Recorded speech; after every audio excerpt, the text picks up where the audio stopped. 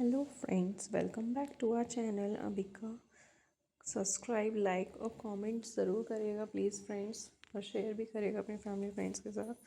तो ये व्लॉग है, सत्यनारायण की कथा हुई थी उसका। तो इसमें आपको कुछ पार्ट्स में कथा भी सुनने के लिए मिलेगी। पंडित जी ने बहुत अच्छे से एक्सप्लेन किया था, बट मैं पूरी तो नहीं रिकॉर्ड कर पाई थी, बट जितना भी है तो आप देखना पूरा। कमलासनाय नमः।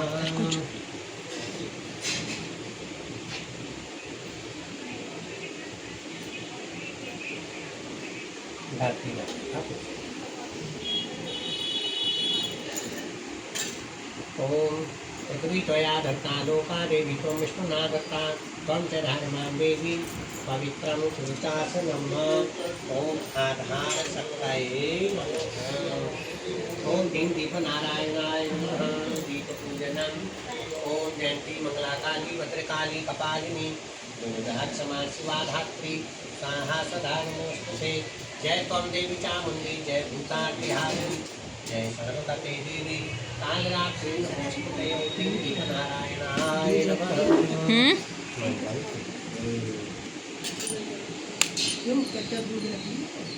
हरि ओम। ओम भद्रम भद्रमस्तु चरणामृत से ही तो होता है। रक्षण दत्वां सदा देवां संपदः सन्तु सर्वदा। ओम श्रीक्षते लक्ष्मीशपत्न्या बहुरात्रे पारस्ये नक्षत्राणि रूपमशुभो व्याप्तम् कृष्णं निपाणो वैखाणो सर्वलोकं वैखाणो। ओम तेन दानवेन्दु महाबल ते नत्वा मयि बध्नामि रक्षेमाचलमहः। रक्षा सुरक्षा भूयात् भगवान् सदा रक्षा करे। ओम षष्ठी ओमेन मधुबलिराजा दानवेन्दु महाबल ते नत्वा मयि बध्नामि रक्षेमाचलमाचलः। रक्षा सुरक्षा भूयात्। ओम षष्ठी भगवान् सदा रक्षा करे। ओम षष्ठी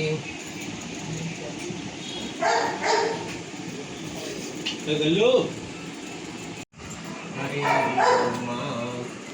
ओम स्वस्ति न इंद्रो वृद्धश्रवाः स्वस्ति नः पूषा बैठा है वो इधर मुंह करके।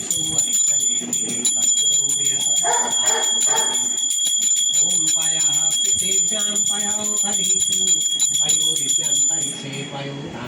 कुलदेवताभ्यो नमः। स्थानदेवताभ्यो नमः। एतत्कर्म प्रधान श्री लक्ष्मी नारायणाभ्यां नमः। सिद्धबुद्धिसहिताय श्रीमन्महागणाधिपतये नमः। सुमुखाय नमः। ओम सुमुखाश्च गदन्तश्च कपिलो गजकर्णकः लम्बोदरश्च विगतो विघ्ननाशो विनायकः।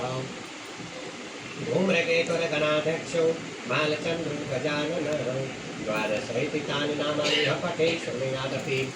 विद्यारम्भे विवाहे च प्रवेशे निर्गमे तथा संग्रामे संघर्षे कोऽपि न कश्चन जायते विघ्नवल्लभकुठारः। तस्मै श्रीगणाधिपतये नमः। सिद्धबुद्धिसहिताय श्रीमन्महागणाधिपतये नमः। ओम सर्वेभ्यो देवेभ्यो नमः। सर्वेभ्यो तीर्थेभ्यो नमः। विघ्नम् अस्तु। हरिः ओम। ओम विष्णु नमः परमात्मने श्री ब्रह्म प्राण पुरुषोत्तमाय तस्मद्विज्ञान जम्बुद्वीपे भरतखण्डे आर्यावर्तान्तर्गते ब्रह्मद्वितीये प्रार्थे विश्वेद्वारा कल्पे वैवस्वत नामा मन्वन्तरे अष्टाविंशतितमे युगे कलियुगे कलिपुरन्तरे बौद्धावतारे सिद्धार्थ नाम शुभ संवत्सरे सूर्यः दक्षिणायने मासानाम् उत्तमे मासे श्रावण मासे शुभे कृष्णपक्षे नवम्यां तिथौ शनिवासरान्वितायाम् अमुकोऽहम् अपना गोत्र अमुकोऽहम् अपना नाम सपत्नीकोऽहम् स्वपितुः मातुः भ्रातुः श्रीमती बालकों के लिए सभी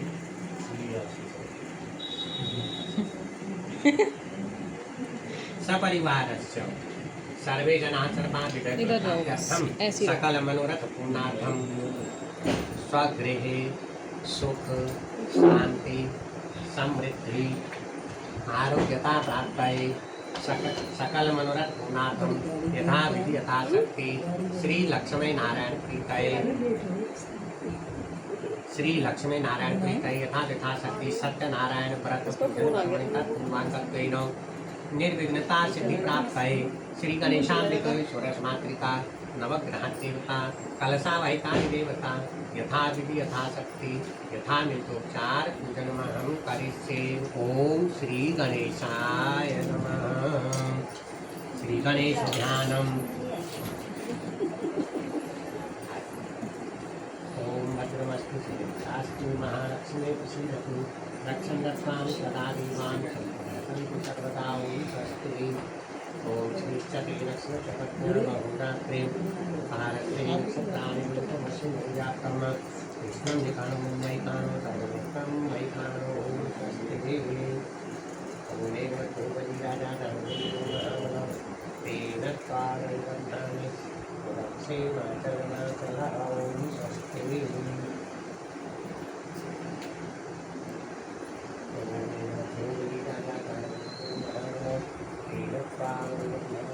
यहाँ बेच करके और सामान आवे ना आवे भगवान जी के पूजन का सामान जरूर लाऊंगा। भगवान जी का पूजन कल ही संपन्न करूंगा। इतना सुंदर भाव महाराज। रात्रि में उन लकड़हारे को भी निद्रा नहीं आई। रात्रि भर यही सोचते रहे कि कब प्रातः होवे और कब मैं भगवान जी का पूजन संपन्न करूं। आधी रात में उठे, लकड़ियां बांध करके रख दी। प्रातः काल हुआ, स्नान आदि से निवृत्त हो, भगवान जी से प्रार्थना करते हैं, भगवान आज मैं आपका पूजन करने जा रहा हूँ, आप मेरी सहायता करें। सत्यनारायण भगवान ने इतनी सुंदरतम सहायता की कि हमारा लकड़हारा एक धनवान नगरी में पहुंचा। एक सेठ जी उसी समय प्रातः काल का समय दरवाजा खोल करके जैसे बाहर आए, अपने आंगन से जाते हुए वृद्ध व्यक्ति को लकड़ियों का इतना भारी कट्ठर सिर में रखा हुआ जाते हुए देखा तो महाराज कहा, अरे आप इतनी वृद्धावस्था को प्राप्त हुए, इतना भारी कट्ठर लेकर के आप जा रहे हैं, इसका क्या कारण है? तो लकड़हारे ने कहा, सेठ जी मैं ये लकड़ियाँ बेचता हूँ, इसी से अपने परिवार का पालन और पोषण करता हूँ। सेठ जी को आज लकड़ियों की आवश्यकता नहीं थी, फिर भी उन्होंने लकड़हारे से कहा, लकड़ियाँ यहीं रख दो और दाम बताओ, क्योंकि दया आई। एक वृद्ध व्यक्ति इतना भारी कट्ठर लेकर के जावे, दयापूर्वक लकड़ियाँ अपने घर के बाहर रखवा दी। दाम पूछा तो हमारा लकड़हारे ने भी कहा, सेठ जी आपने मेरे ऊपर इतनी दया की, तो जो आपको अच्छा लगे आप स्वयं ही मुझे दे दें। तो सेठ जी ने अपनी इच्छा के अनुसार उनको लकड़ियों के दाम दे दिए। लेकिन आज हमारा लकड़हारे को दाम पहले दिनों से भी चौगुना मिल गया। बड़ा प्रसन्न हुआ। मार्ग में जैसे ही भगवान जी के पूजन की सामग्री ली तो उसके बाद भी महाराज वो पैसे बच गए। बड़ा प्रसन्न हुआ। घर की खाद्य सामग्री भी खरीद ली। घर गया, घर जा करके ब्राह्मण देव को बुला करके इसी प्रकार से विधि पूर्वक श्री सत्यनारायण भगवान जी का पूजन संपन्न किया। और पूजन संपन्न करने के बाद सबको प्रसाद चरणामृत देने के बाद स्वयं प्रसाद ग्रहण किया। सत्यनारायण भगवान की कृपा से महाराज वो लकड़हारा भी यहाँ के समस्त सुख भोग करके, क्योंकि प्रतिमास वो भी कभी संक्रांति पे कभी पूर्णिमा पे जब समय मिला सत्यनारायण भगवान का पूजन निरंतर करते रहे। भगवान की कृपा से धन धान्य की वृद्धि हुई और अंत में महाराज वो लकड़हारा भी ब्राह्मण देव की भांति भगवत धाम को प्राप्त हुए। श्री सत्यनारायण भगवान। सशंख चक्रम सकरीत कुंडलम सपीत वस्त्रम सरसीरुहेक्षणम सारवक्षस्थल कौस्तुभश्रियम नमामि विष्णु शिरसा चतुर्भुजम। और तीसरे अध्याय में श्री सूत जी महाराज कहते हैं कि हे ऋषियों, आगे दिव्य कथा कहते हैं कि एक उल्कामुख नाम के राजा हुए। ये राजा नित्य निरंतर देवस्थान में जाते, अर्थात मंदिर में जाते। मंदिरों में जाकर के भगवान जी का दर्शन करके लौटते तो मंदिर के बाहर बैठे हुए लोगों को जो मांगने वाले हों अथवा जो भी याचक उनको मिले, जिनको वस्त्र चाहिए उनको वस्त्र देते, जिसको अन्न चाहिए उनको अन्न देते और जिनको धन चाहिए उनको धन भी दे देते। सबका आशीर्वाद प्राप्त करके राजा अपने घर आते और उसके बाद राज दरबार में बैठते। आज राजा जब देव दर्शन करके घर आए तो रानी ने भी कहा कि राजन बहुत समय हुआ हम तीर्थ यात्रा में नहीं गए। और वास्तव में हमको आपको भी चाहिए कि साल में 1-2 बार तो तीर्थ यात्रा में जरूर जाना चाहिए। तीर्थ यात्रा से लाभ क्या होगा? कभी तीर्थ में चले गए, कभी धाम में चले गए। तीर्थ और धाम कहने सुनने में तो एक जैसे लगते हैं, लेकिन दोनों में अंतर है। तीर्थ तो वो है जहाँ महाराज भगवान जी की देव नदियाँ आई हैं, जैसे गंगा जी, सरस्वती, सिंधु आदि जितनी देव नदियाँ हैं, ये जिन जिन स्थानों को पवित्र करते हुए आगे बढ़ी हैं वो तीर्थ कहलाते हैं। और धाम कहते हैं उसको जहाँ भगवान जी की लीलाएं संपन्न हुई हों। जैसे अवध में भगवान श्री राम जी की लीलाएं संपन्न हुई तो अवध धाम, वृंदावन में वृंदावन धाम, कृष्ण जी की लीलाएं संपन्न हुई है तो ये धाम रहे।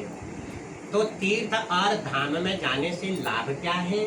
बोले महाराज लाभ यह है कि वहाँ जा करके हम एक ही जगह बैठे बैठे रोज भगवान जी को स्नान किया, भगवान जी को तिलक लगा दिया, पुष्प अर्पण किए, नैवेद्य प्रसाद आदि भोग लगाया और जल्दी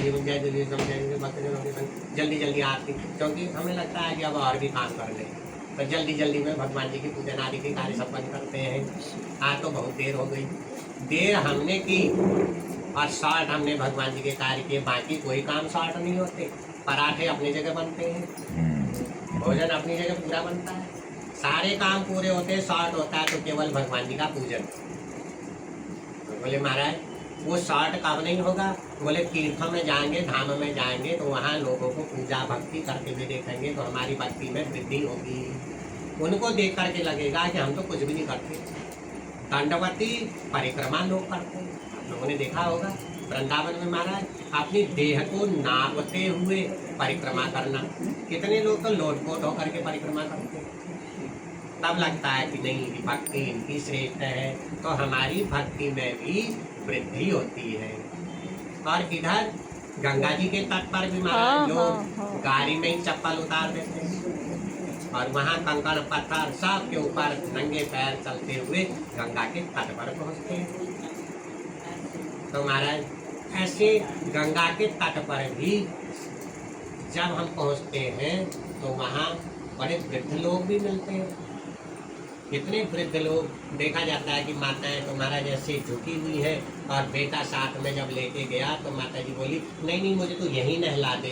तो मैंने कहा माता जी पानी हम भी वहीं नहा रहे थे।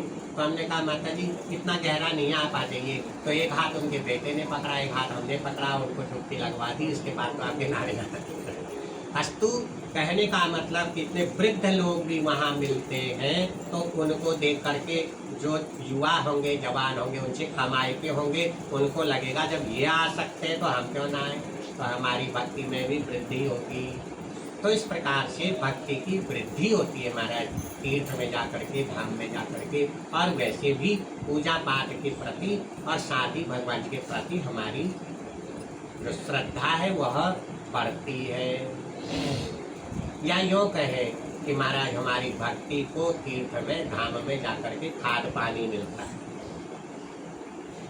ऐसे समझे। तो वो खाद पानी बहुत आवश्यक है। तब रानी ने कहा महाराज बहुत समय हुआ तीर्थ यात्रा। राजा ने तुरंत हमारा सेना तैयार कर दी। एक रथ में महाराज राजा और रानी विराजमान हुए, दूसरे रथ में महाराज खाद्य सामग्री और पूरे हाथी घोड़े आदि जितनी भी सेना ये सब साथ चल रही है। अनेक तीर्थों में भ्रमण करते हुए महाराज एक देव नदी के तट पर पहुँचे। रानी ने पूछा कि राजन ये कौन सी देव नदी है आप बताएं। तब राजा ने कहा कि देवी यह भद्रशिला नदी है। भद्र माने कल्याण, कल्याण करने वाली गंगा आदि ऐसी देव नदियाँ ये सबका कल्याण करने वाली भद्र है। तो महाराज कहा कि ये भद्रशिला नदी है। रानी ने कहा राजन बहुत अच्छा, आज पूर्णिमा का दिन है तो क्यों ना हम इस देव नदी में स्नान करें और फिर भगवान जी का पूजन करें। तो महाराज रानी के कहे अनुसार राजा भद्रशिला नदी के तट पर पहुँचे। सबने स्नान किया। रानी ने कहा महाराज संतति की प्राप्ति के लिए हम सत्यनारायण भगवान का पूजन यही संपन्न कर लेते हैं। तब दोनों राजा और रानी भगवान जी का पूजन करने लगे। जब भगवान जी का पूजन कर रहे थे तो उसी समय एक साधु नाम का वैश्य व्यापार के लिए जा रहे थे। तो वहाँ पर इनको एक वैश्य पुत्र मिला। उससे कहा चलो हमारे सेठ जी की पुत्री विवाह के योग्य है, आपका विवाह करा दें। तो उस बालक ने कहा कि ऐसे कैसे विवाह हो जाए, पहले मेरे माता पिता की आज्ञा लो, उनसे पूछो तभी तो विवाह हो, आदि आदि इनकी वार्ता हुई। उस बालक के माता पिता को पूछा गया। उन्होंने कहा आप हमारे बेटे को ले जाओ, यदि आपके सेठ जी को पसंद हो तो हमें भी बुला लेना। शायद लड़का लड़की को देखने की प्रथा यहीं से शुरू हुई। पहले कौन देखता था, जहाँ जो जोड़ दिया हो गया। और तो और हमारी शादी में भी हम देखने नहीं गए। तब यहाँ हमारा वैश्य पुत्र को लेकर के आए। सेठ जी बड़े प्रसन्न हुए। उस बालक के माता पिता को भी बुला लिया गया और बड़ी धूमधाम के साथ अपनी पुत्री कलावती का विवाह सेठ जी ने कर दिया। लेकिन विवाह के समय भी सत्यनारायण भगवान का पूजन संपन्न करना भूल गए। अपने दामाद से बोले आपके 3 भाई और हैं, तुम्हारे पिता का व्यापार तो वो तीनों संभाल लेंगे, मेरी एक बेटी है सो विवाह कर दिया, मेरे व्यापार को तुम संभालो। अब दामाद को लेकर के व्यापार के लिए चले। अनेक स्थानों पर जहाँ जहाँ इनके व्यापार के स्थल थे, महाराज अपने सभी व्यापारियों से दामाद साहब को मिलाने ले गए और व्यापार करते हुए आज पहुँच गए कंचन नगर में। कंचन नगर के राजा थे राजा चंद्रकेतु। चंद्रकेतु के राज्य में व्यापार करने लगे। अब दोनों ससुर और दामाद प्रातः काल अपने अपनी सामग्री को रखने का काम है। दोनों महाराज 2 बंडल बना करके एक को तय कर लेते हैं, इस और तुम जाओ, इस और मैं जाऊँ, और शाम को अमुक स्थान पर मिल जाएंगे। निश्चित हो जाता है कि शाम को हम कहाँ पर मिलेंगे। दोनों अलग अलग मार्ग में जाते, व्यापार लौट कर शाम को मिल जाते। तब सत्यनारायण भगवान की रुष्टता के कारण इधर सत्यनारायण भगवान तो हो गए रुष्ट और राजा चंद्रकेतु के राजकोष से 2 चोर धन चुरा कर ले गए। जैसे ही चोर धन चुरा कर ले गए तो राजा के सिपाहियों ने देखा, उन चोरों का पीछा किया। इन चोरों ने भी देखा कि पीछे से राजा के सिपाही आ रहे, कहीं पकड़े न जावे। इन्होंने उस धन को चुपचाप वहीं पर रख दिया जहाँ पर ये दोनों ससुर और दामाद अपने व्यापार की वार्ता कर रहे थे। अब चोर तो धन वहाँ रखकर भाग गए और जब राजा के सिपाही वहाँ पर पहुँचे तो रास्ते में ही धन को देखा। इधर उधर जब दृष्टि दौड़ाई तो हमारा कानों में आवाज़ आई और जहाँ से आवाज़ आ रही थी वहाँ पहुँच गए। और ये दोनों ससुर और दामाद व्यापार की बात कर रहे थे, हमने आज कितना उधार दिया, कितना नगद दिया, कितना माल बचा, आदि आदि वार्ता कर रहे थे। और जैसे ही वार्ता कर रहे थे राजा के सिपाहियों ने कहा तुम वो दोनों चोर हो जो राजकोष से धन चुरा कर लाए हो और हमें ठगने के लिए आप व्यापार की बातें करते हो। चलो तुम वही 2 चोर हो, दोनों को पकड़ करके महाराज ले गए, सारा धन भी ले गए। जितना धन राजकोष था वह भी, और जितना इन दोनों ससुर और दामाद का वो सारा धन लेकर राजा के पास पहुँचे। राजा से कहा महाराज ये 2 चोर हम पकड़ करके लाए हैं, आप देखकर आज्ञा दे, इतना सारा धन इन्होंने हरण किया है, इनको कौन सी सजा सुनाई जाए। राजा ने जब उस धन की ओर देखा तो महाराज इतने सारे रत्न चोर कर ले गए, इनको कठिन कारावास में डाल दिया जाए। राजा की आज्ञा से कठिन कारावास की सजा सुनाई गई। कारावास में पहुंच गए, राजकोष में सारा धन जमा हो गया। अब इधर सत्यनारायण भगवान की दुष्टता के कारण घर पर जो धन रखा हुआ था वो भी चोर चुरा कर ले गए। लीलावती और कलावती के खाने के लिए भी शेष कुछ नहीं रहा। जहाँ कहीं नगर में पूजा पाठ होता, जहाँ भंडारा प्रसादी मिला, लीलावती कलावती उसी से जीवन यापन करने लगे। एक दिन महाराज कलावती इसी प्रकार से एक घर पर सत्यनारायण भगवान का पूजन संपन्न होते हुए देख करके उसी जगह पर बैठ गई। और जब वहाँ बैठी तो महाराज देर हो गई। भगवान की नाना प्रकार की लीला कथाओं का आनंद लिया। भगवान का चरणामृत और प्रसाद जब मिला तो वह लेकर के अपने घर पहुँची। संध्या का समय हो गया, माँ दरवाजे पर खड़ी है। जैसी माँ दरवाजे पर खड़ी थी, आज पुत्री पहली बार लेट आई है और यही ध्यान सबको रहना चाहिए, बेटा हो अथवा बेटी, देर क्यों हुई जरूर पूछना चाहिए। हम लोग पूछते ही ना, क्योंकि हमारे पास मोबाइल के अलावा कोई टाइम नहीं, कोई फुर्सत नहीं। जितनी देर में पूछेंगे इतनी देर में तो 4 मैसेज और फॉरवर्ड हो जाएंगे। बेटा हो या बेटी जरूर पूछना चाहिए आज क्या पढ़ा कि नहीं पढ़ा, क्लास लगी कि नहीं लगी, सब पर ध्यान रखना चाहिए, चाहे छोटे हो या बड़े हो। आज पहली बार देर हुई तो महाराज लीलावती ने दरवाजे पर ही रोक दिया, कहा पुत्री तू सत्य सत्य बता, तेरे मन में क्या है, तू दिन भर कहाँ रही, इतनी देर क्यों हुई। बेटी ने कहा माँ मैं सत्य कहती हूँ, मैं कामों के घर पर गई थी, मिलन बिहार में शर्मा जी के घर में पूजा हो रही थी, और ये देखो मैं चरणामृत और प्रसाद लेकर के आई। जैसे ही चरणामृत और प्रसाद देखा बड़ी प्रसन्न हुई। लीलावती ने उसी चरणामृत और प्रसाद को लिया, बेटी को भी घर में प्रवेश दिया, भगवान जी के सामने चरणामृत और प्रसाद रख करके हाथ जोड़कर प्रार्थना करने लगी। कहा कि हे प्रभु,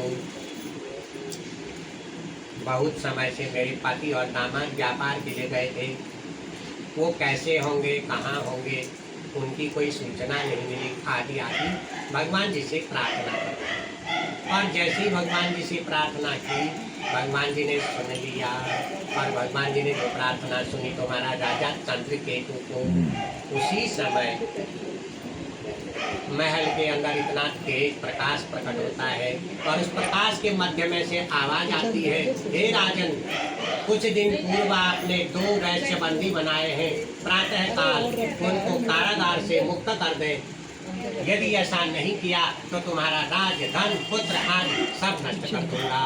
जैसी आवाज हुई तुम्हारा धीरे धीरे प्रकाश कम होने लगा। राजा घबरा करके अपने आसन पर बैठे।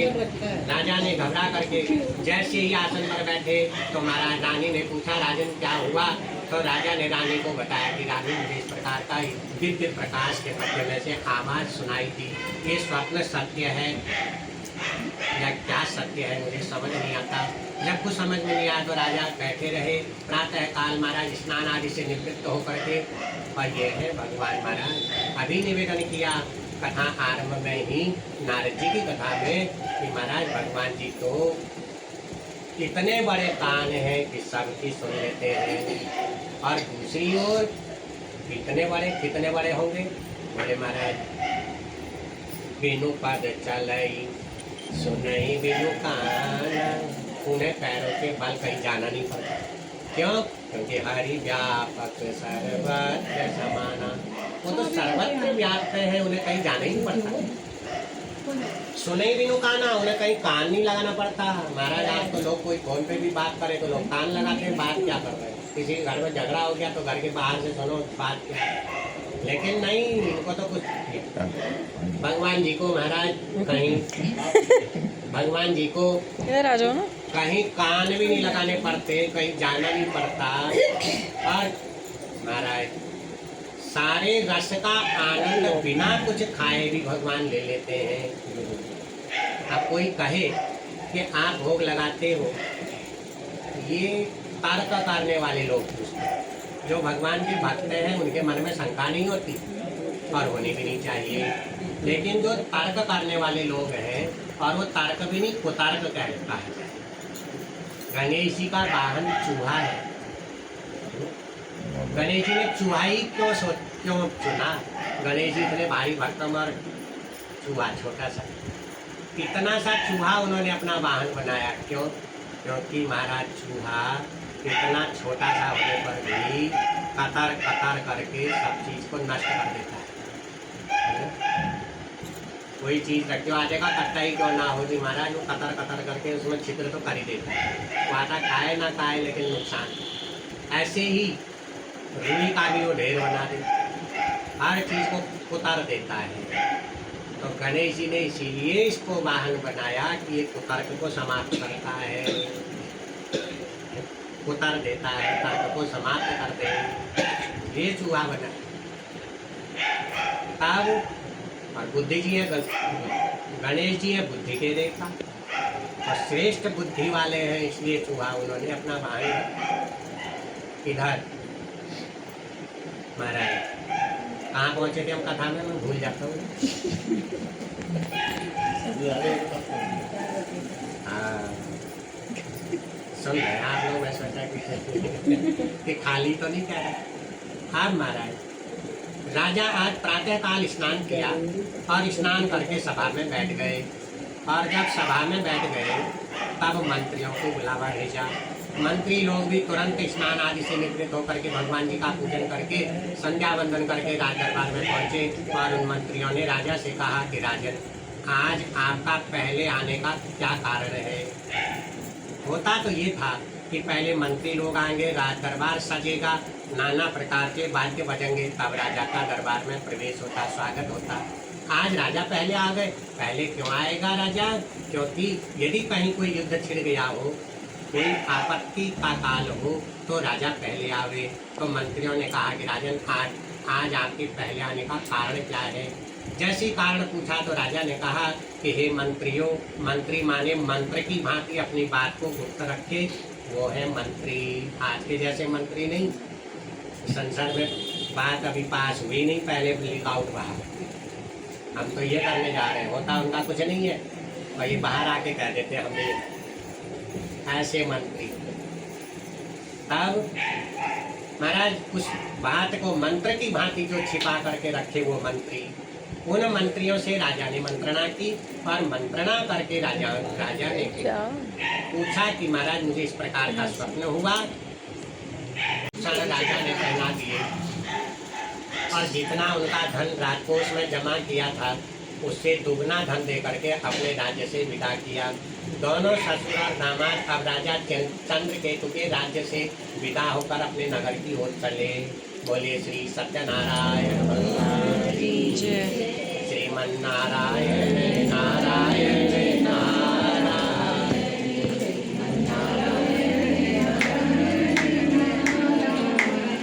जय जय नारायण नारायण नारायण जय जय नारायण सत्य नारायण नारायण नारायण सत्य नारायण नारायण नारायण जय जय नारायण नारायण नारायण जय जय नारायण नारायण श्री लक्ष्मी नारायण भगवान की जय। अब इन दोनों ने यात्रा तो आरंभ की और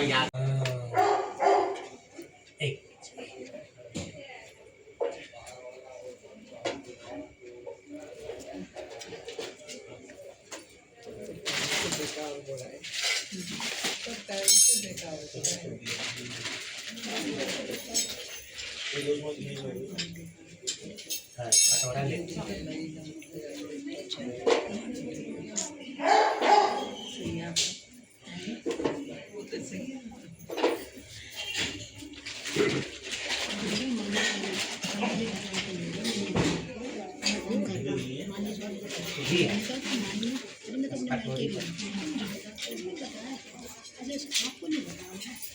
किसको बता के जाती थी? अरे बैठे रहो, नहीं बैठ जाइए, चला दो, एक चला दो, नहीं तो हॉस्पिटल ही जाऊंगी, नहीं जाएंगे।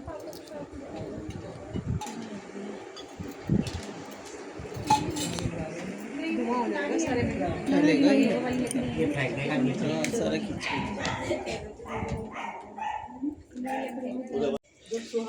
चास्मान प्रजा, ये स्वाहा कहने में और स्वाहा बोलते जाएंगे। ओम अयं तैर्मय आत्मा जात विदसी निदस्वमधय चास्मान प्रजया असुर ब्रह्म ब्रह्म वर्चसे नान्यादेन समेधय स्वाहा। इदम् अग्नये नमः तत्तुसे ओम सुसमिधाय शोचिसे घृतं तीव्रजुहोतन अग्नये जातविदसे स्वाहा। इदम् अग्नये जातविदसे नमः ओम समिधाग्निं दुयस्तघृतयोदयात् हिम आस्मिन् अभ्याजुहोतन स्वाहा। अपने ही है, कोई बात नहीं।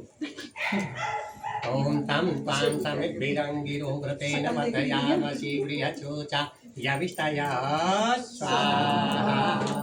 इदम् अग्नये अग्निरसे दम नमः। ये क्या होती है? स्वाहा का उच्चारण स्वाहा बोलते जाएंगे, जो बचे के मोर ऊपर से ही जल। ड्राइंग की खिड़की भी खोल, ड्राइंग रूम वालों ने तुम्हें बाहर निकाल दिया। तो एसी के बाद खिड़की खोल दो। ओम प्रजापतये स्वाहा। इदं प्रजापतये इदं नमः। ओम इंद्राय स्वाहा। इदं इंद्राय इदं नमः। ओम अग्नये स्वाहा। इदं अग्नये इदं नमः। ओम सोमाय स्वाहा। इदं सोमाय इदं नमः। ओम भू स्वाहा। इदं अग्नये इदं नमः। ओम भुवः स्वाहा। इदं वायवे इदं नमः। ओम स्वाहा स्वाहा। इदं सूर्याय इदं नमः। अब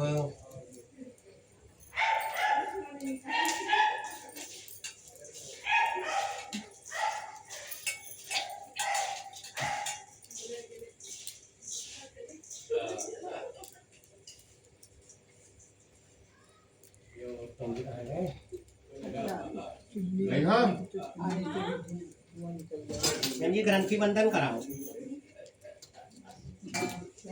पंडित जी कहेंगे जी क्या कह रहे थे यार? ग्रंथि बंधन कराओ। जब बंधे रहेंगे तो फिर नहीं जाएंगे।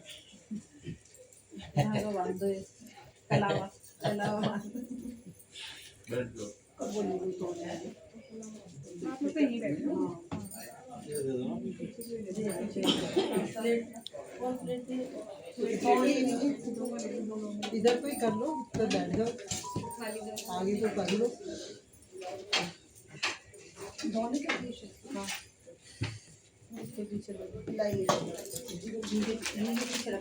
हवामहे प्रियाणां पापीयपतिको हवामहे निरीनां पा निधिपतिको हवामहे वसो मम आहम जानि गर्भदम त्वं जासि गर्भदमं श्री गणेशाय नमः स्वाहा। ओम अम्बे अम्बिके अम्बालिके नमः नियति कश्चनः सससत्यसुभद्रिकां कान्तिलवासिनी मौगौर्यै नमः स्वाहा। ओम अम्बे अम्बिके अम्बालिके नमः नियति कश्चनः सससत्यसुभद्रिकां कान्तिलवासिनी मौगौर्यै नमः स्वाहा। धम श्री गणेशाम्बिकाभ्यां नमः। सूर्यादि नवग्रह सपरिवार सदा हमारे अनुकूल रहे। नौ ग्रहों के शांतार्थ नौ ग्रहों के नाम क्या होती? सूर्य नारायण। ओम आ कृष्णेन रसावतमानो निवेशयन् मृतं मृतं चरणेन सविता रथेन देवो याति भुवनानि पश्यन्। ओम सूर्याय नमः स्वाहा। इदं सूर्याय इदं नमः चन्द्रमा। ओम इमं देवास पत्नगुं सुबद्धं महते छत्राय महते ज्येष्ठाय महते चाण्डालस्य इन्द्रियाय इमं ममुष्ये पुत्रममुष्ये विषये शिवोमि राजा सो अस्माकं ब्राह्मणानां गुं राजा। ओम चन्द्रमसे नमः स्वाहा। इदं चन्द्रमसे इदं नमः मंगल। ओम अग्निर्मूर्धा दिव कगुद्वति पृथिव्या अयम् अपागुं रेता गुं सिजिन्वति। ओम भौमाय नमः स्वाहा। इदं भौमाय इदं नमः बुध। ओम उद्भिदेशाग्ने प्रतिष्ठापूर्ते सगुं सृजेधामयं च तस्मिन् सदस्ते अद्भुतरस्मिन् विश्वे देवा यजमानस्य सीदत। ओम बुधाय नमः स्वाहा। इदं बुधाय इदं नमः बृहस्पति। ओम बृहस्पति अति अदर्यो अरहादुमति भाति कृतमजनेखु यदि दयच वसरित प्रजा तदस्मा रुद्रविनन्ति चित्रम।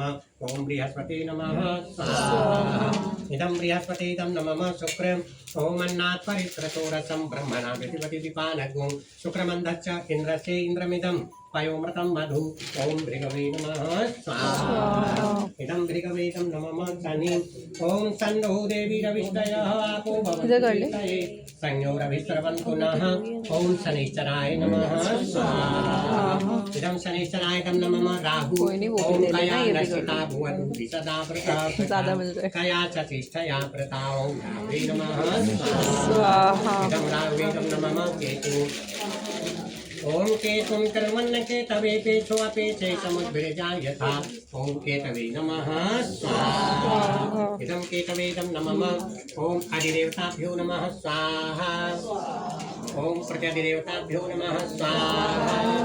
ओम इष्टदेवताभ्यो नमः स्वाहा। ओम कुलदेवताभ्यो नमः स्वाहा। ओम गणपत्यादि पंचलोपालेभ्यो नमः स्वाहा। ओम इंद्रादि दधिपालेभ्यो नमः स्वाहा। ओम गौर्यादि षोडशमातृभ्यो नमः स्वाहा। ओम अपाम्पते वरुणाय नमः स्वाहा। हाथ जोड़कर प्रार्थना सूर्यादि नौ ग्रहों के शांतार्थ प्रार्थना करेंगे। ओम ब्रह्मा मुरारी त्रिपुरांतकारी भानु सचिव सुतो बुधश्च गुरुश्च शुक्रः शनि राहु केतवः सर्वे ग्रहाः शान्ति शान्ति शान्ति। माँ भवानी के नाम क्या होती? भगवती श्री दुर्गा देवी नमः। ओम ज्ञानी नाम चेतांशी देवी भगवती सा बलादा कृष्ण मोहाय महामाया प्रियच्छति भगवती श्री दुर्गा देवी नमः स्वाहा। माँ भवानी समस्त दरिद्रता और दुख का नाश करें। दुर्गे स्मृता हरति भीतिमशेष जंतो स्वस्थ स्मृता मतिमतिव शुभां ददासि। दारिद्र्य दुख भय हारिणिका पुण्या सर्वोपकार करणाय सदा चित्ता भगवती श्री दुर्गा देवी नमः स्वाहा। सर्वमंगल मांगल्ये शिवे सर्वार्थ साधिके शरण्ये त्र्यंबके गौरी नारायणी नमोस्तुते स्वाहा। मरणागत दीनार्थ परित्राण परायणे सर्वस्यार्ति हरे देवी नारायणी नमोस्तुते स्वाहा। माँ भवानी समस्त भय आदि को दूर करते हुए सदा हमें निर्भय बनाए रखें। सर्वस्वरूपे सर्वेचे सर्वशक्ति समन्विते वैभ्यस्ताहिनो देवी देवी नमोस्तुते स्वाहा। माँ भवानी समस्त रोग आदि को दूर करें। सपरिवार हम सब सदा आरोग्य रहें। रोगान शेषान पहंचि दुष्टा दुष्टा तु कामान सकलान भीष्टान त्वामाश्रितानां विपन्नराणां त्वामाश्रिताया सियतां प्रियांते स्वाहा।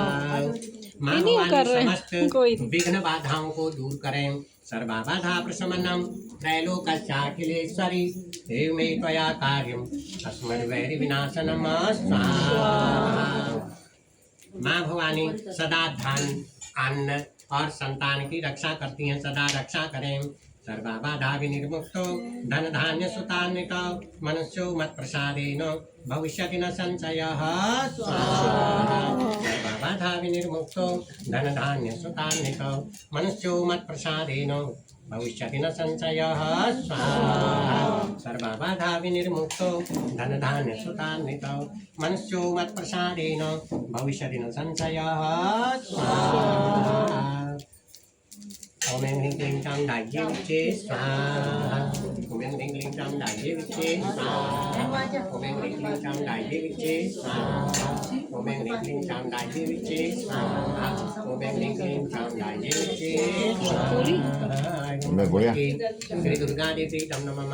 बाबा भोलेनाथ दीर्घ आयु प्रदान करने वाले समस्त सुख ऐश्वर्य और भगवान की भक्ति प्रदान करने वाले बाबा भोलेनाथ के नाम क्या होती? महामृत्युंजय मंत्रेण ओम हं हुं स्वाहा ओम भूर्भुवः स्वाहा ओम त्र्यंबकं यजामहे सुगंधिं पुष्टिवर्धनम् उर्वारुकमिव वन्दनां मृत्युर्मुक्षीयमामृतात् स्वभुवं सदुहं ओम स्वाहा। ओम हं हुं स्वाहा ओम भूर्भुवः स्वाहा ओम त्र्यंबकं यजामहे सुगंधिं पुष्टिवर्धनम् उर्वारुकमिव वन्दनान् मृत्युर्मुक्षीयमामृतात् स्वभुवं सदुहं ओम स्वाहा। ओम हं हुं स्वाहा ओम भूर्भुवः स्वाहा ओम त्र्यंबकं यजामहे सुगंधिं पुष्टिवर्धनम् उर्वारुकमिव वन्दनान् मृत्युर्मुक्षीयमामृतात् स्वभुवं सदुहं ओम स्वाहा। नमः भगवते श्री श्याम सदा शिवाय नमः। श्री रामचंद्र जी महाराज समस्त आपदाओं को दूर करते हुए नाना प्रकार की संपत्ति प्रदान करने वाले देवस्वा पुनातु पवित्रेण पूजा करते चली जाइए।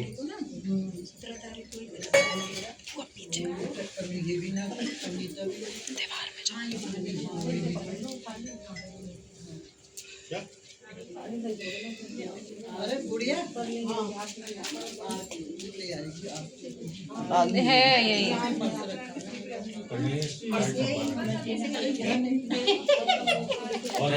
क्या कह रही? हरि ओम खजाना रह गया। आ जाएगा आ जाएगा। ओम सिद्धि बुद्धि सहिता श्रीमन महागणाधिपतये नमः। ओम लक्ष्मी नारायणाभ्यां नमः। उमामहेश्वराभ्यां नमः। वाणीरंगाभ्यां नमः। सतीभद्राभ्यां नमः। माता पितृकमलेभ्यो नमः। सर्वेभ्यो देवेभ्यो नमः। सर्वेभ्यो देवेभ्यो नमः। सत्यनारायणाय नमः। ओम जय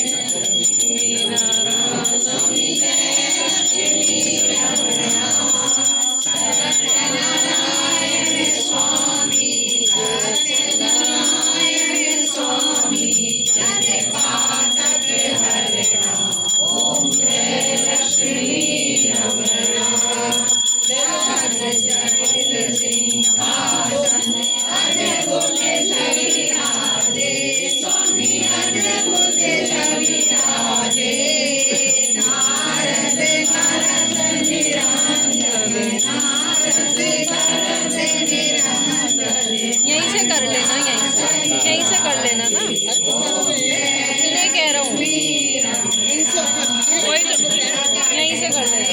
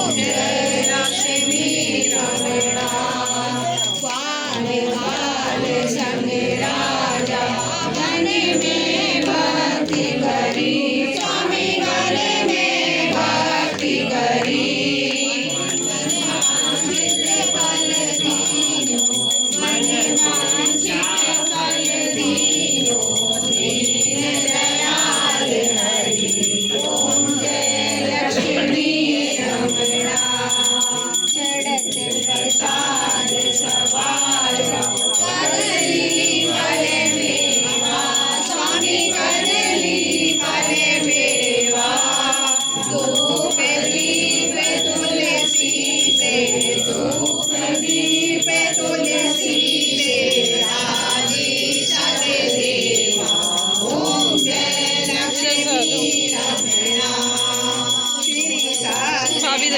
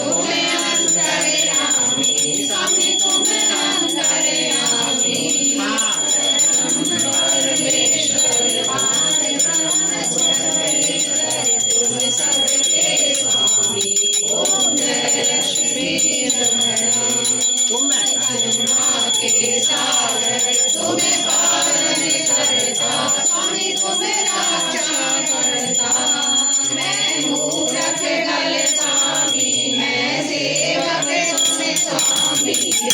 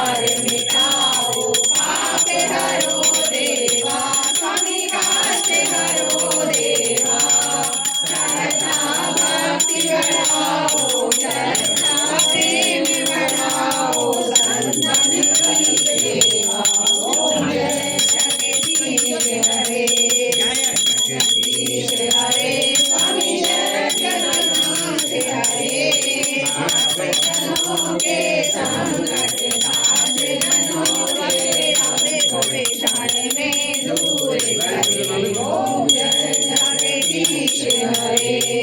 चंद्रमा मनसो जात चक्षुः सूर्यो अजायत श्रोत्राद्वायुश्च प्राणश्च मुखादग्निरजायत कर्पूरगौरं करुणावतारं सदा वसन्तं हृदयारविन्दे भवानी सहितं नमामि सर्वमङ्गलमाङ्गल्ये अभी रुक जाओ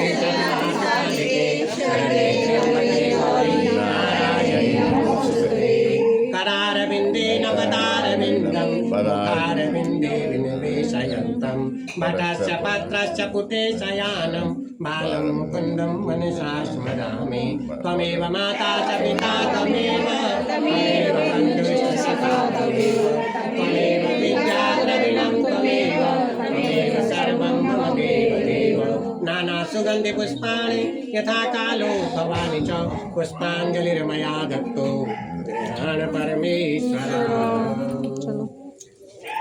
ओम जन्नेन दोनों आइए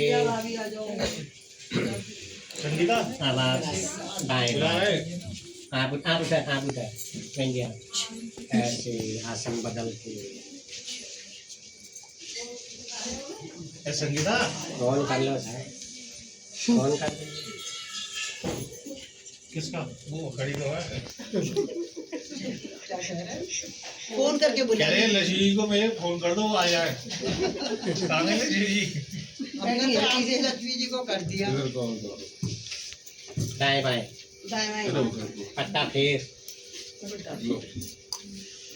ओम जन्नेन देवा स्थानि धर्माणि सर्वे भद्राणि पश्यन्ति ओम विश्वानि देवसर्वदुरितानि पराशुव यद्भद्रं तन्नयासुव दुःखे दारिद्र्ये प्रतिहतमस्तु ओम शांति शांति शांति ओम अमृता अभिषेकोस्तु ओम अमृता अभिषेकोस्तु इधर कैमरे का भी ध्यान रखना पड़ता है मैं और क्या है नहीं? सही बात है है हर चीज का ध्यान रखना पड़ेगा आजकल के टाइम में हमारा भी ध्यान रखें।